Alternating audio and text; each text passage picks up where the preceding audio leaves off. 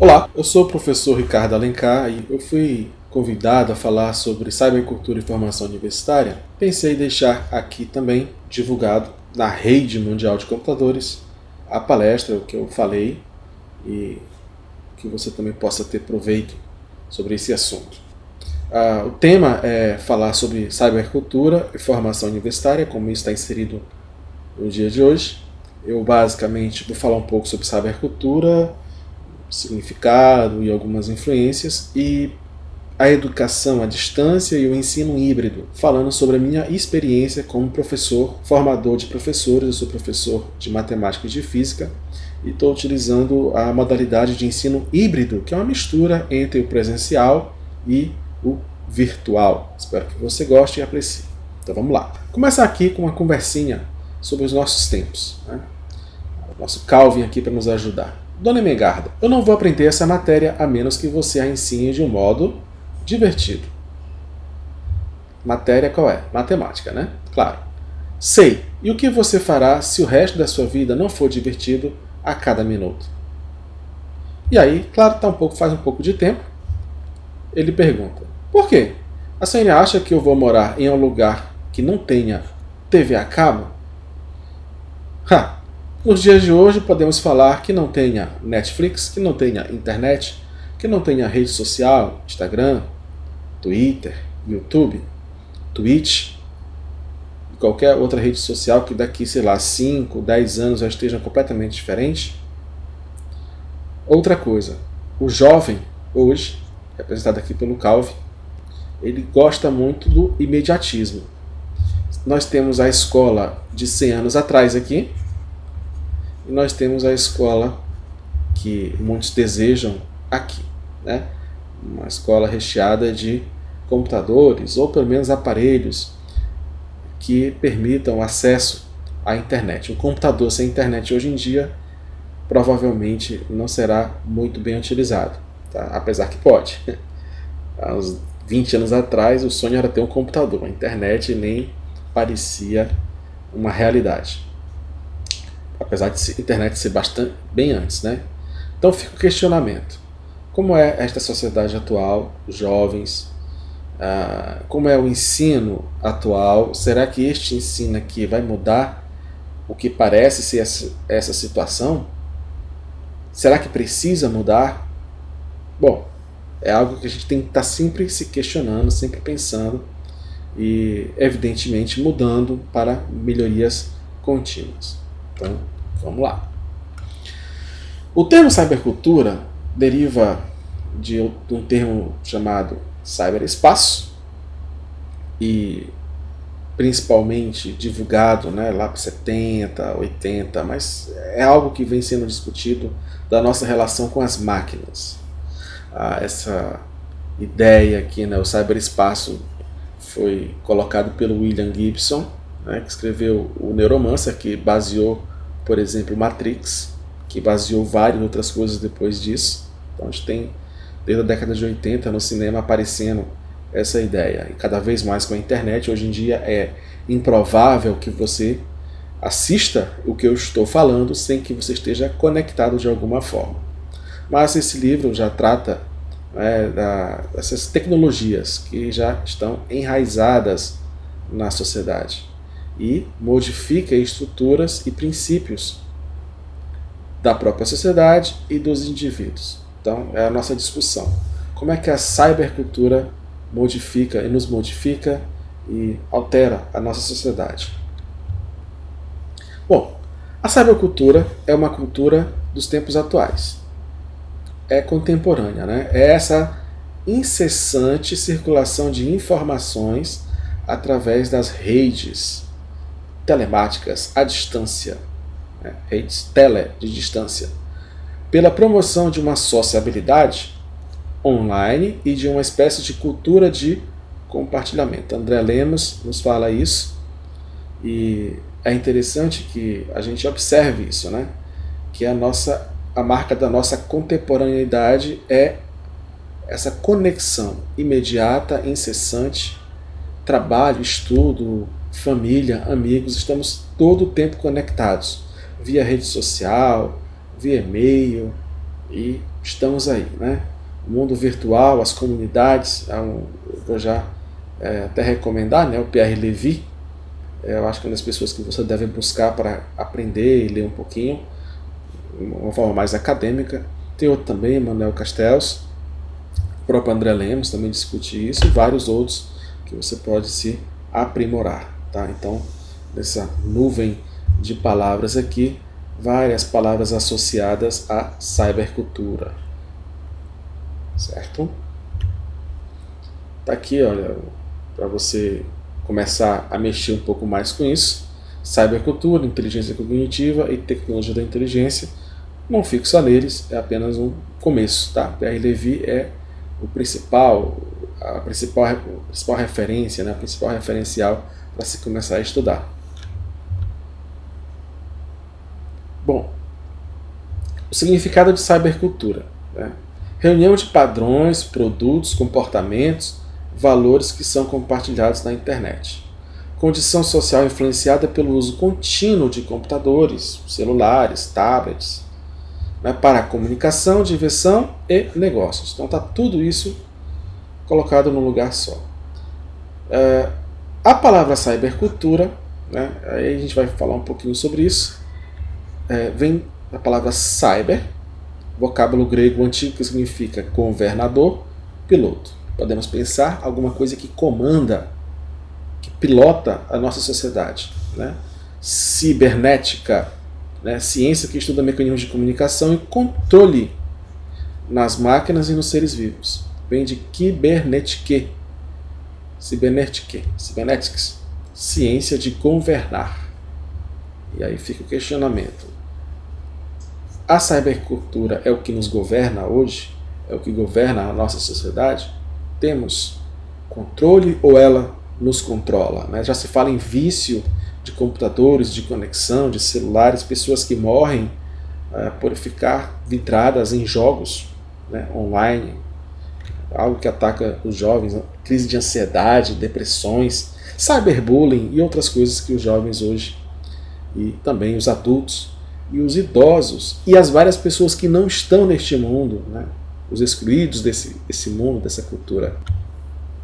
Bom, parece que saímos lá do Homo habilis, com habilidade em construir e usar ferramentas de pedra lascada, passamos pelo Homo erectus, capacidade de locomover-se, um bípede, já se ergueu, já olhou mais alto na savana, o homem sábio, o Homo sapiens, capacidade de raciocínio abstrato, linguagem e introspecção, e avançamos, né, por várias culturas e estamos hoje nesse caminho aqui do homem digital, o homem digitus, que habita o cyberespaço, livre de limitações físicas e temporais, comunicação assíncrona, né, fora do tempo, não precisa ser ao vivo, não precisa mais.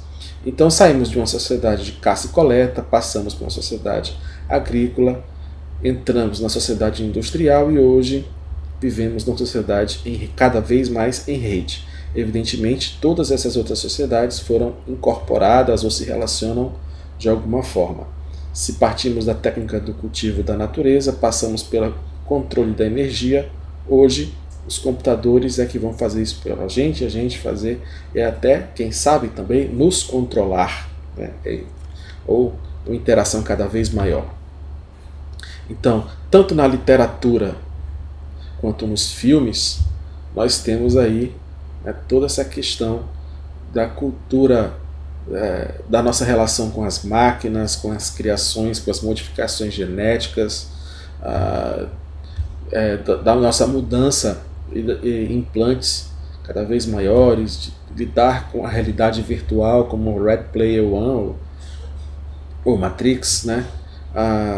Do mundo completamente controlado, mas que não vai ter nem dor, nem crime, nem fome, nem doença, né? Como Brave New World ou Admirável Mundo Novo, do Homem e o Computador, um Tron, também de distopias, cada vez falamos mais de distopias. Então também o Meu Robô, Fahrenheit 451, Minority Report, Blade Runner, 1984 e, como eu já falei, Admirável Mundo Novo. São literaturas e filmes que tratam de alguma forma disso, né? dessa cybercultura que ela está cada vez mais impregnada, nós estamos relacionados. Bom, então alguns comentários. Cresce de alguma forma que a cybercultura vai trazer um enriquecimento social, uma diversidade cultural. Pode ser uma universalização com a digitalização, né, e a digitalização do conhecimento. Isso pode provocar um impacto social via revolução digital. Maior a velocidade, cada vez mais surgem tecnologias, renovação rápida dos saberes, né, do saber fazer. Disse que pela primeira vez na história, aquilo que você aprende no começo da sua vida já está obsoleto no final dela. Então, a maioria das competências adquiridas por uma pessoa no começo do seu percurso profissional serão obsoletas no fim da sua carreira. O que vai acontecer daqui a 20, 30, 40 anos. Na cybercultura, disse, né, de forma bem jocosa até, na era da cybercultura, todos os arados puxarão a si mesmos e os frangos fritos voarão direto para os nossos pratos. Bom, os arados puxar a si mesmos já é algo que a gente visualiza, porque os carros vão ficar sem motoristas dentro em breve, caminhões, tratores, assim vai. E a comida, bom, se ela não vai direto para os nossos pratos, algo muito próximo disso já está acontecendo. Tá? Bom, para o mundo acadêmico, é evidente o aumento na circulação de artigos, pesquisas, e-mails, blogs temáticos, né, fóruns de discussão e, de alguma forma, os ambientes virtuais de aprendizagem, chamado AVA, guarde isso, né, já tentam incorporar essa ideia. A cybercultura pode ser, em alguns setores já é, um fator de enriquecimento e troca de conhecimento. Né? Existe uma apropriação criativa no desenvolvimento de uma forma de trabalho coletiva. É muito mais fácil hoje você trabalhar de forma coletiva e compartilhada. Existem até situações em que trabalhos podem ser escritos ao mesmo tempo por pessoas de diversos locais ou separados, né, com documentos online. Ou então você ter acesso a pesquisas que não teria, né, de outros países, tradução. Eu não sei inglês, eu não sei javanês, eu não sei russo, mas hoje em dia é possível ter a tradução e futuramente há uma possibilidade muito grande de não precisar mais nem aprender uma outra língua, porque os aparelhos já vão traduzir para a gente. Né? Então tudo isso muda a nossa realidade bem próxima, né? As redes sociais, a ideia da educomunicação, já uma realidade de educação à distância. E, bom, temos aí cada vez mais a educação sendo impregnada pela cybercultura. Humberto, não estou vendo o seu dever de casa por aqui. Dá uma matemáticazinha aqui. Olha o Humberto aqui, todo gaiatinho. A senhora pode acessá-lo em www.humberto.com.br/deversdecasa.html. Humberto aqui, já na era moderna, não usando mais essa pilha de papel para realizar suas atividades escolares. Bom, de alguma forma, a Web 2.0, 3.0 e assim vai, nos coloca em contato permanente entre a escola, professores, alunos, pares, né? Tudo no ambiente virtual. É cada vez mais comum, orientação, mesmo que seja da mesma cidade, uma orientação virtual via WhatsApp, Messenger, qualquer outra troca de mensagem, e-mail, ainda não está obsoleto, ainda é utilizado. Né? Então, mas também a distância, né? Uma orientação entre outra cidade, entre outro estado, a minha própria formação, a orientação ocorre via Skype, Hangouts, contato com orientadores, pessoas, ou reuniões, né? Reuniões cada vez mais simples de você fazer teleconferências.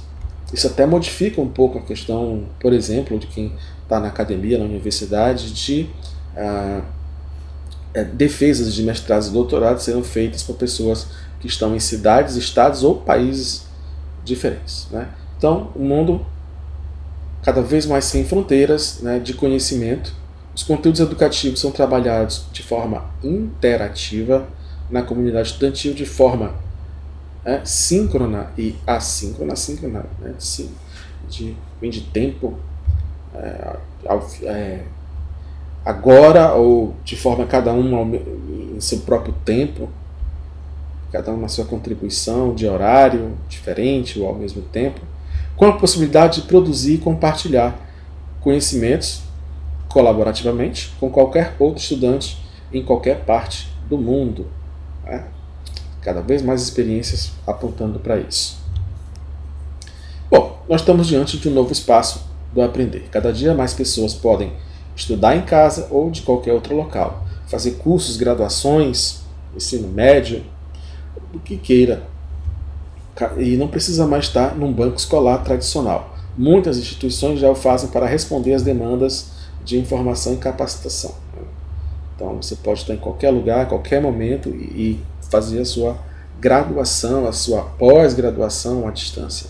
Então, isso evidentemente de alguma forma muda, né, a nossa identidade, que pode ser construída e mediada por recursos ofertados por essa cybercultura. Fica o questionamento aqui se a escola no futuro existirá. Eu falei até de um filme anteriormente, Jogador Número 1. No filme não aparece, mas no livro sim, que a escola é um mundo escola, e as crianças elas usam um aparelho de realidade virtual e vão para a escola como seus avatares. Para quem não conhece, Avatar é a sua... lembra do Neo, quando ele vai para Matrix e ele usa aquela roupa diferente de couro? Bom, o Avatar hoje é não só a roupa, mas a pele, né? A skin, como dizem muitos. A pele é diferente, você não precisa ser você pode ser outro. Tem até substitutos, o Bruce Willis faz lá os Surrogates, também que fala dessa questão da gente se relacionar via avatares. Bom, de qualquer forma, fica a questão. A escola precisará existir no futuro como uma escola de parede, concreto, um local que as pessoas vão, se deslocam da sua casa? É algo a se pensar. Ou a escola virará uma rede integrada de realidade virtual? Bom, de alguma forma já estamos caminhando para isso, né? De quase 50 mil alunos inscritos em 2003, hoje nós temos mais de 1 milhão inscritos em EAD, tá? Na formação da graduação. 40% de licenciatura, 30% de bacharelado e 28% de curso superior de tecnologia. Saúde ainda um pouco, mas aos poucos deve também mudar essa situação. De 52 para 1.300 cursos à distância, públicos e particulares, 595 aqui, né, licenciatura, 480 formação tecnológica, 290 bacharelado. 2003, as faculdades públicas era a grande maioria, hoje já representa 10%. Quem cresceu bastante foi a instituição particular, que inverteu, né?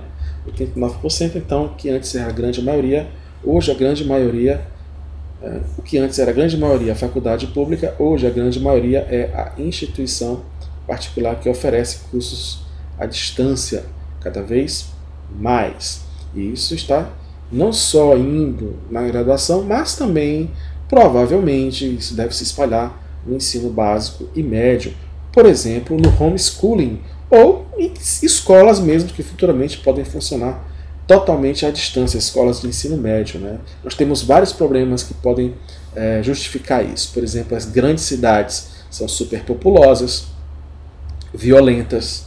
Os pais querem educar em casa, realmente não querem que seu filho saia, fique com sua mãe, então a escola vai ajudar de forma à distância. Bom, temos muitas coisas aí para pensar.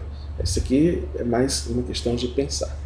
E aqui eu vou voltar um pouco para a questão do professor. A escola, universidade, né, o futuro, nós temos ações, reações, construções para falar no ensino público de qualidade no nosso país. É um desafio. Mas para esse desafio, o professor ele precisa, de alguma forma, dominar o conhecimento específico da sua área.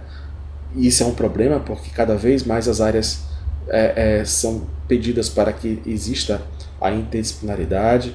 O professor precisa aprender a planejar bem o processo de ensino, não só o presencial, mas também o virtual, e lidar com os recursos didáticos que agora, olha só, passa a ter muito mais coisa que muda constantemente, né?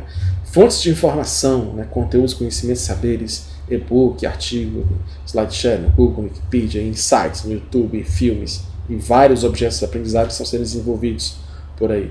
Sistemas de autoria, né? Compartilhamento, ao doc, apresentação, planilha, editores de imagem, de vídeo, de som, fazer HQ, mapas interativos, os Wix, redes sociais que mudam constantemente. Isso aqui já está ficando quase que antigo, né? Mas ainda está valendo, né? Muda o Facebook, o próprio YouTube também é rede social, Instagram, Flickr, que é pouco usado no Brasil, o Pinterest também, mas pode ser o Twitter, o WhatsApp, blogs, assim vai.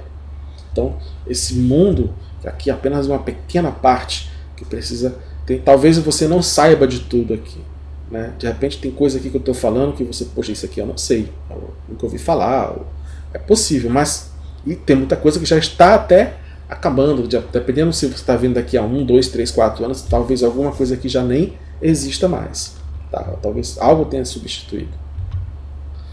E aí, nesse desafio, eu sou professor de matemática, de física, e leciono cálculo diferencial integral para turmas de ciências, de física, de matemática, de engenharias e assim vai, né? E, diante desse desafio, me propus a trabalhar com essa disciplina, e essa disciplina realmente ela é muito complicada.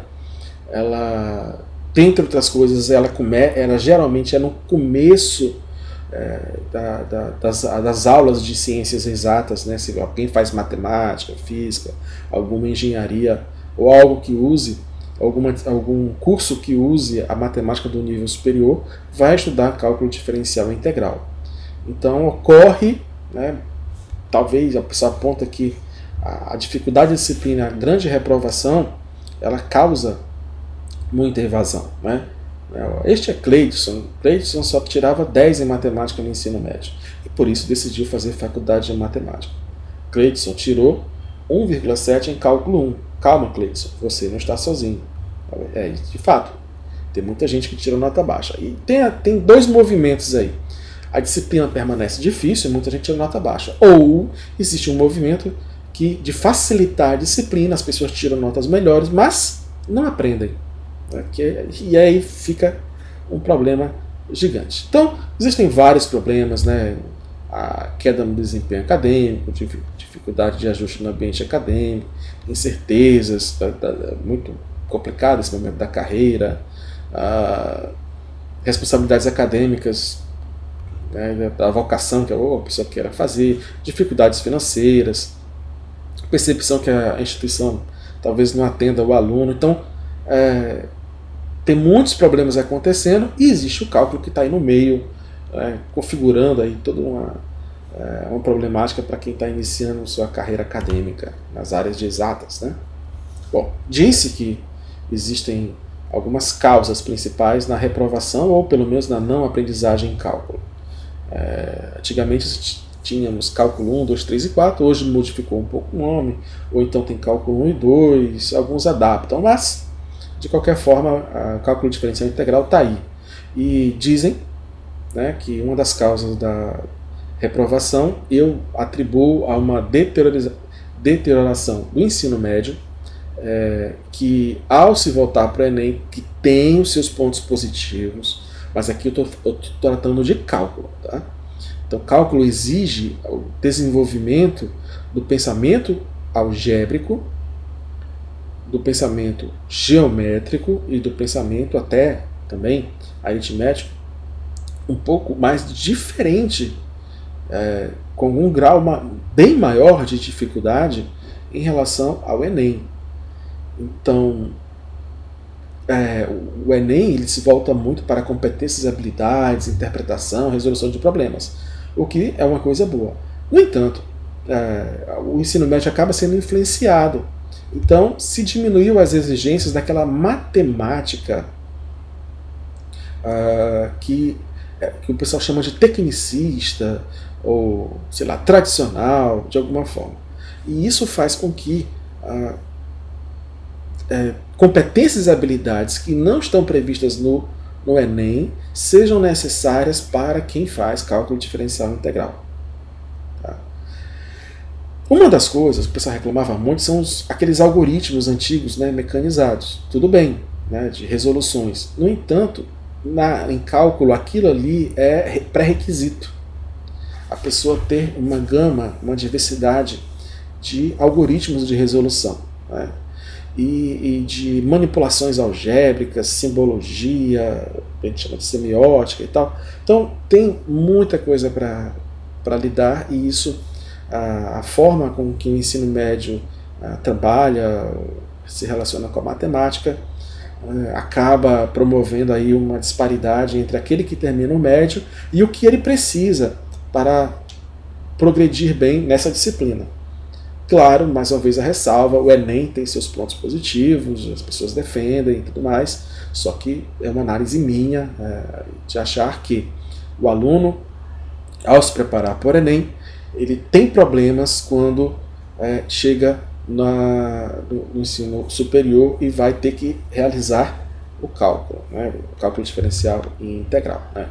Por exemplo, o cálculo é muito comum, tempo, volume de conteúdo, de conhecimento matemático, capacidade de reflexão e abstração é extremamente exigido no cálculo diferencial integral. Então, alguns cursos, por exemplo, eles abandonam a ideia de demonstração. Eu, por exemplo, quando vou lecionar para o cálculo voltado para ciências ou engenharias, eu não trabalho muito com demonstrações, eu não utilizo. Apesar de achar importante, apesar de saber que eu estou, de alguma forma, negando esse conhecimento, mas o próprio tempo, a carga horária foi diminuída. Antigamente existiam cursos de 120 horas, 90 horas, só para cálculo 1 até o cálculo 4. Então, isso modificou. Se você pegar as emendas, como é que está organizado hoje, isso diminuiu em muitos cursos, da grande maioria. Tá? E aí, não existe demonstração, atrapalha. Isso daqui é uma equação aí para ser montada muito complexa, porque os conceitos em cálculo diferencial integral são complexos. E aí nós temos a pergunta: o que se perde com essa ausência? Bom, o foco nos exercícios aplicados causa uma superficialidade na compreensão, ou pelo menos não se consegue aprofundar suficientemente. Como superar essa dificuldade? Não é simples, né? Pesquisas e mais pesquisas estão sendo realizadas para tentar superar isso. Outra coisa que se fala é em metodologias, né? Aquela metodologia tradicional, ela traumatiza, porque ela, de alguma forma, o aluno não consegue lidar com a pressão, o adoecimento, tem várias situações complicadíssimas. E, assim, o cálculo diferencial integral ele se aplica a muitas ciências. Então, às vezes, o professor ele não adapta para o curso que ele ministra. Por exemplo, eu ministro o curso atualmente de física. Então, se eu não adaptar para os problemas, os exercícios resolvidos para a física, fica muito longe do aluno ele conectar com o próprio curso dele. E fica complicado para ele, né? Algumas coisas também eu posso falar da minha experiência. Eu percebo que os alunos têm cada vez menos chegam com hábito de exercitar frequentemente. Isso é uma coisa que antigamente os alunos de matemática, pelo menos que eu os conhecia, né? Porque para isso eu fui atraído. Eu exercitava bastante, resolvia listas e gostava daquilo. Foi o que me atraiu para a área. Então não sentia problema. Apesar de não sentir problema em tentar resolver os exercícios. Claro que eu tive problemas em resolvê-los, porque de fato são difíceis, né?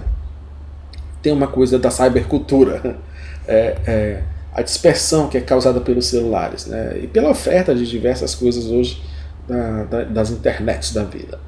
Então, várias universidades estão tentando resolver concursos de pré-cálculo que ocorrem antes ou durante o primeiro semestre, o primeiro ano de curso. Né?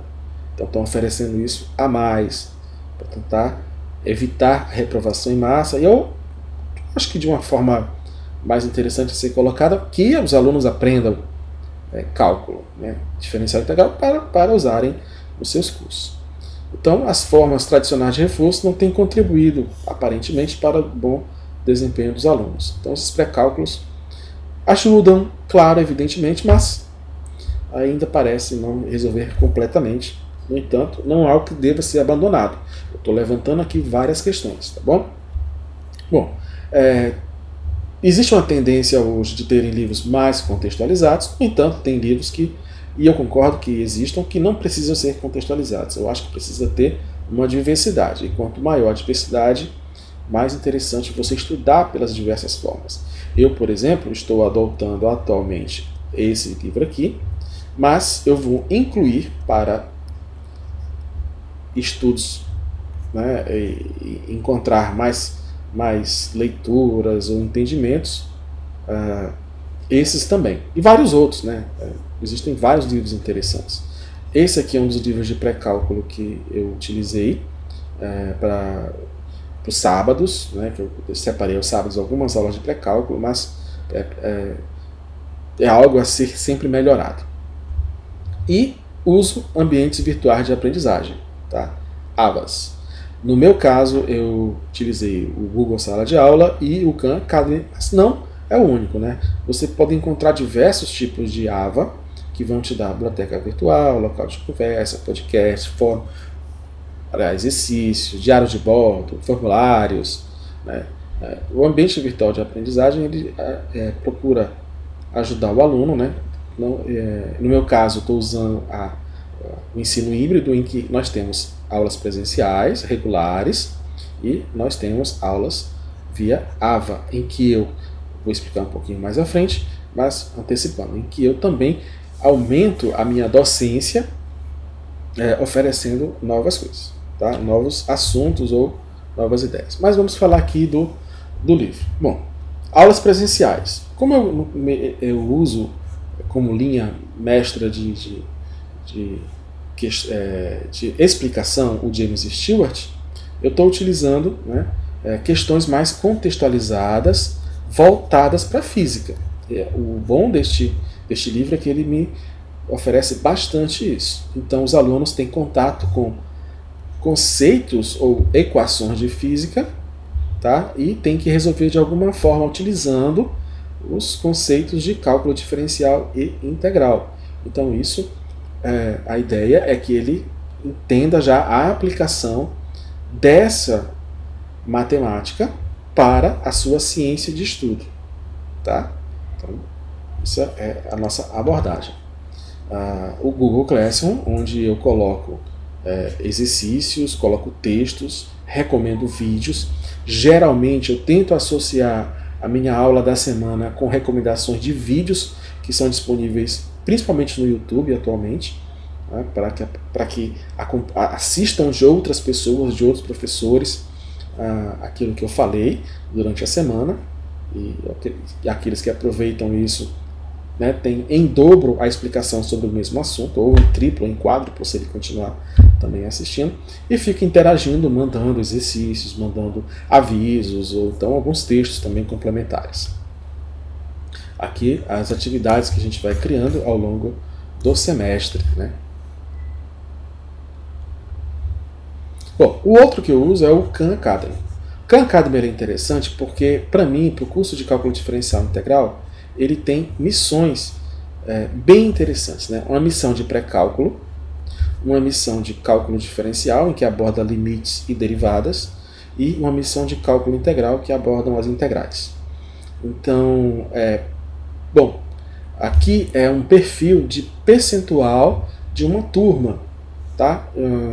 Essa primeira experiência eu fiz em 2015 com alguns alunos e calouros, né, de primeiro ano, e aqui você tem o perfil, né? Uns poucos aqui fizeram a missão completa em pré-cálculo e a grande maioria ficou até a metade. Aqui no cálculo diferencial, olha só o que aconteceu aqui. E aqui também. Um detalhe, para essa turma, esses aqui que fizeram lá no primeiro semestre essas missões, mais ou menos, os que fizeram, tá? Terminaram o curso. Então é uma coisa que eu achei bem interessante. Claro que alguns outros que estão aqui terminaram, mas eu achei bem interessante que esses que logo no primeiro semestre tiveram esse resultado em completar essas missões, avançaram e terminaram. O que é a missão? Bom, o Khan Academy ele oferece exercícios, né, sequenciais com alguns assuntos. E associado a esses exercícios tem vídeos e tem dicas. Tá? Não quer aparecer? Tem vídeos e dicas. Essas dicas são dicas de conteúdo. Tá? Quando a pessoa erra, mais exercícios parecidos com aqueles vão aparecer. Então a pessoa tem que avançar até atingir a maestria, que é o 100%. Então cada vez que ela segue a missão dela, ela conclui a missão dela, ela passou por um determinado conjunto de conteúdos. Então, qual foi a minha ideia? Né? Eu trabalho exercícios contextualizados voltados para a física, eu ajudo no pré-cálculo, né, para que eles revisem ou pelo menos aprofundem um pouco os conhecimentos matemáticos necessários, e faz a missão para rever ou ver coisas que não foram vistas na sala de aula e entendidas com outros dicas, outros exercícios. Então o conteúdo vai sendo trabalhado e retrabalhado de uma forma meio que espiralada, né? Vai e volta, vai e volta. Então aqui ó, é bacana, é interessante no Khan Academy porque tem vários conteúdos que são utilizados no cálculo, tá? Então, trigonometria, seções cônicas, vetores, matrizes, probabilidade, isso é na missão pré-cálculo, e até séries também, tá? UPAs, e séries geométricas infinitas, assim. Então, isso e é interessante que mostra um pouquinho locais em que o pessoal teve mais problema, né? Apareceu um pouquinho mais de problema. Aqueles que fizeram, evidentemente. Aqui, ó, limite de continuidade, derivadas, funções, tá? Que é já um pouco mais na missão, avançando as missões, né? A diferencial, máximos e mínimos, derivadas, integrais, um pouco de equações diferenciais. Também tem missão de equação diferencial, mas atualmente está com problema porque só mostra vídeo, não tem muito exercício. Tá? Então, só o vídeo, para mim, no caso, não adianta muito. Pelo menos para usar o Khan Academy. Mas tem vários assuntos aí também mostrando, né? Onde o pessoal resolveu mais, onde o pessoal teve alguma dificuldade, e assim vai. Pois bem, essa é a minha experiência. É claro que não encerra a ideia de cybercultura, apenas um aspecto da cybercultura. Existem muitos outros, existem muitas nuances, existe muita teoria que você precisa entender e resolver. Eu agradeço muito por ter ficado até o final. Espero que você realmente tenha gostado. Vou fazer agora a ideia do YouTube, né? Dá aquele like, por favor, né? Clica lá, compartilha com outra pessoa que você acha interessante que assista e pergunte aqui nos comentários, comente. Eu, na medida que eu for vendo, eu vou responder. Tá bom? Muitíssimo obrigado e até mais.